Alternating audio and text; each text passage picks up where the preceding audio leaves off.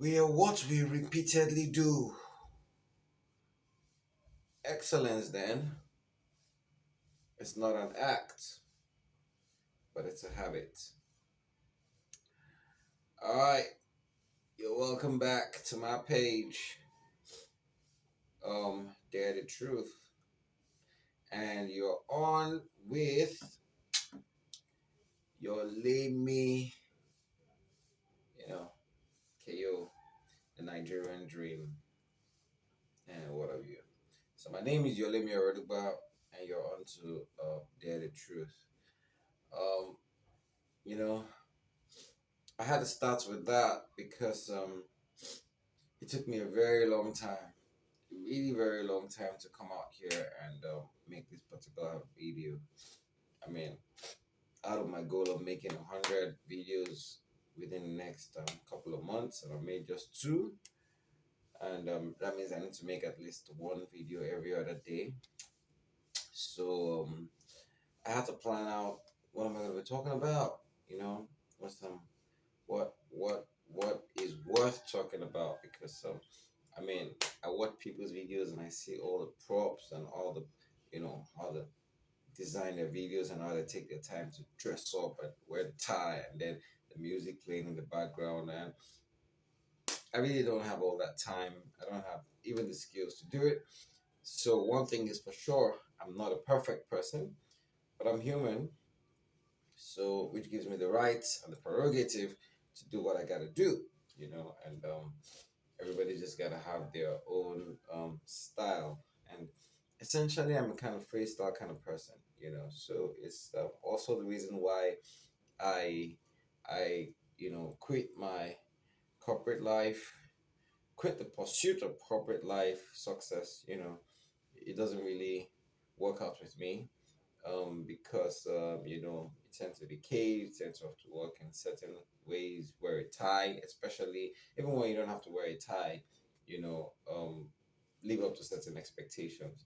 And I love to be totally unpredictable. Like I can't even predict myself sometimes. But of course, I love routines, which is why we have habits. And so I did manage to put down a couple of things that I might be wanting to share with you today. Now, the thing about this particular topic is it's so broad, I think it might end up being in a series if I have to continue to keep the time. So remember, I started with we are not excellent. Oh, what the hell?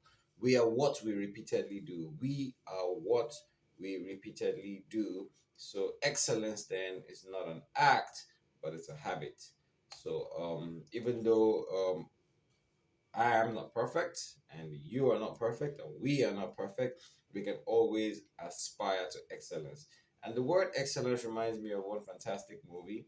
I don't know if you all have seen it, Three Idiots. It said you pursue success, you can pursue success, but if you do pursue excellence, success will pursue you hands down. Now, how do you attain excellence? Remember that excellence is a habit. Now, we talked about habits, and one thing you would notice is consistency. Consistency. So, even when you don't feel like it, even when you don't want to, consistency in line with your goals. So, some of the things that I know I'm definitely a little bit shifty when it comes to consistency. For example, I started working out and lifting weights recently, but because I also have to work, I have to balance. And sometimes I go to, if this morning, for example, I did have a choice. Um, should I really do have to go out and work. I have to really count up the money. Yesterday I started working, and then one thing or the other started taking money from me, and I'm wondering what is all this. So today I want to actually go and see if I can hit that target, because I do have a number of commitments that I need to meet up with. So I do have a number of commitments I need to meet up with. Um, and everything is financial, obviously. YouTube, which is a lot of fun, hasn't started giving me that kind of money. I don't even have 1,000 subscribers. I'm not even sure my videos are getting viewed yet, but consistency, I'm sure with time, that all these videos are going to be watched, and I just want to make sure that I'm continuing to put in value. It's fun to me, and but also it needs to be it needs to be of value. You need to be able to learn something in as much as I love to entertain you. And so we talk about consistency now, right? So now remember that we are what, right? Now we are what we repeatedly do, but we are also who. Now that brings me to my topic, which is on identity. Identity. Now the thing about identity is obviously so broad. Now identity is identity, which is why I talked about we are also who. I think the question who is more important than the question what. For example, if someone knocked on your door, you would be asking, who is that? Not necessarily what is that, you know. So we tend to relate more with living things and more with human beings than just non-living things or non-living entities. And I saw a meme yesterday where it says they taught you in school that non-living things do not move on their own, and you are still expecting tables to turn. I found that quite funny. All right. So, like I said, I intended to, instead of going to the gym, I really need to go out. But you know what? I need to make this video first of all because this one is quite important for the long-term success, right? There's so many things that a man has to do. I also put up on my WhatsApp status the other day a tweet that said, now because I'm using my phone to record, there are lots of things that are on my phone that I would love to relate with you that I can't, have access to. Just have to use them for my brain. So it says that when you do hit rock bottom, you do have to do something. If not, you're going to remain in there forever. And so, for someone like me, maybe rock bottom, but I always wanted to be a YouTuber, but some of the things that would have distracted me was I was thinking of perfection. How am I going to get to video editing? How am I going to get to what do you call it? How am I gonna get to video editing? How am I gonna get to the music and the things I need to talk about and my looks and all that. But really, man, nobody's perfect, and this is just me, man. Realistically, so if people feel like they can relate with me, then that's people. I know that there's some people out there who is gonna love my style. You know what I'm saying? And that's me. So what is it about identity? I think identity determines most about you and your life. Everything is about identity. Now we all have identities. I have my identity, which for example, my name, Yolemi. Now the thing is, I wasn't always called Yolemi. In fact, there's some people who don't call me Yolemi who find it strange calling me Yolemi because they always call me a different name. A lot of people who think when they hear the name, "Oh, eh? I've never heard that name before." I like that because the name is unique and the name is part of my identity because I feel that I am very unique. And obviously, I didn't even give myself a name. How did the name come about? I was about 21 years old. Yeah. And, I told you guys how because I wanted to find out the relationship between people and how it works out, I started studying astrology and all the logies that possibly existed. And I went into numerology and then the bit of palmistry. And in numerology, I was calculating my name number. You have the name number, the birth number, and other things. I was calculating my name number and it fell to 2020 and two, number of awakening. But for some reason, I felt that 21 was a better number. Well, I wasn't particularly looking for a name that 2021. I just wanted to know all my names. So I went to my mom. I was like, "Well, what's up? What are all my names?" Because I basically had almost no history.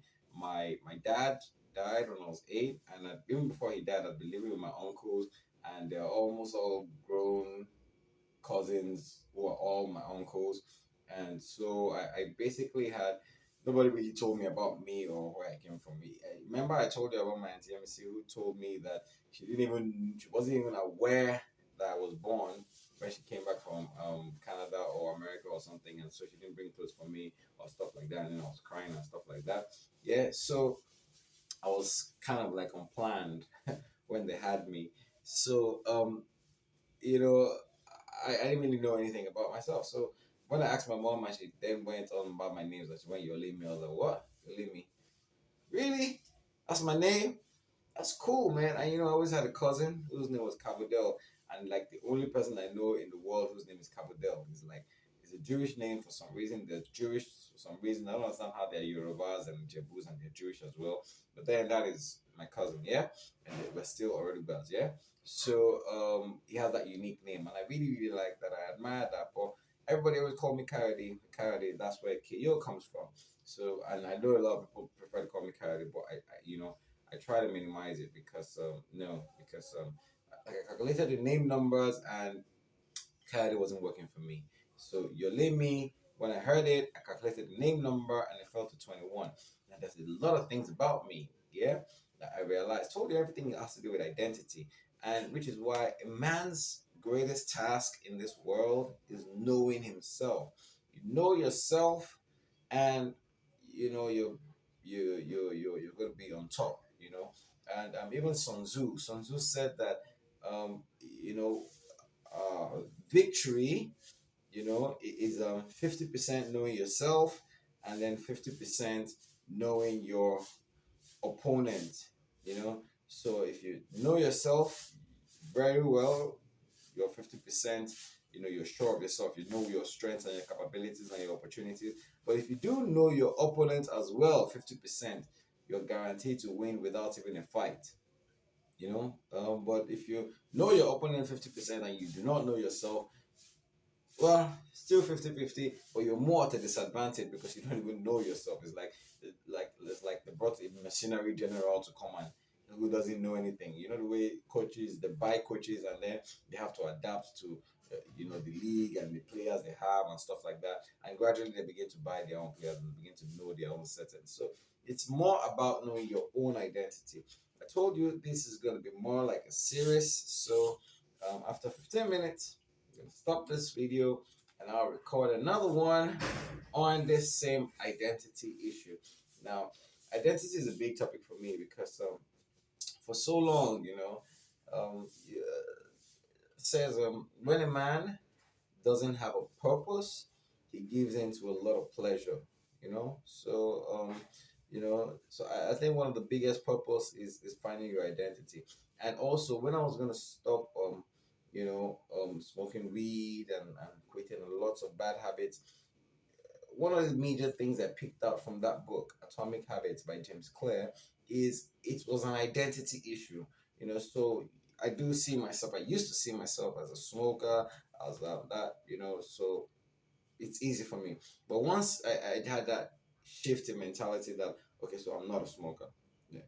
It's not about me struggling not to smoke, but me being not a smoker. So once you're not that person, then essentially you're not that person. If you're not, I'm not a soldier, so I'm not going to act like a soldier in any way. I'm a soldier, but not like I'm not gonna wear a uniform and then So I'm not a smoker. So I'm not gonna be seen around with stuff like that. I'm not gonna be at places like that. And identity, yeah, determines a lot of things. Your actions, your privileges, your limitations, what you're permitted to do, your pledges. It's so important. It's the basis by which people will relate with you. Excuse me. So your identity matters. There's so many things that determine identity.